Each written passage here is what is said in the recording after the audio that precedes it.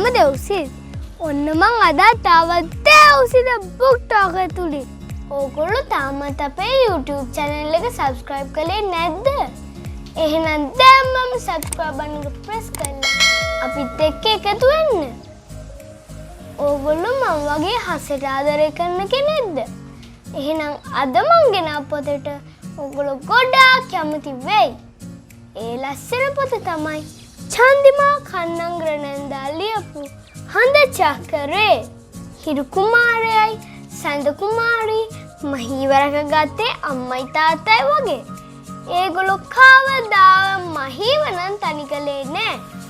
හිරු කුමාරයා දවසින් භාගයක් මහී එක්ක ඉඳගෙන මහීව එළියෙන් නෑවුවා.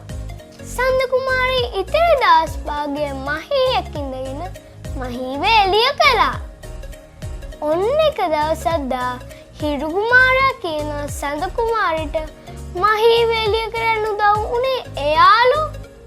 සඳ කුමාරි මේක පිළිගත්තම නෑ. අන්තිමට එයා තීරණය කරන් පටන් ගත්තා ඒකේ ඇත්ත නැත්ත හොයලා බලන්න.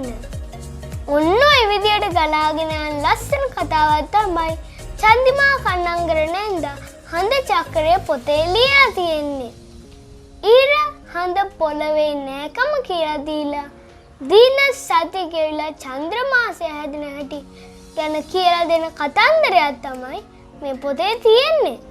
සූර්යග්‍රහණය, චන්ද්‍රග්‍රහණය, වඩදිය, බාදිය වගේ අපිට දැනගන්න ඕන දේවල් චන්දිමා කන්නංගරනන්දා මේ පොතේ ලියලා තියෙනවා.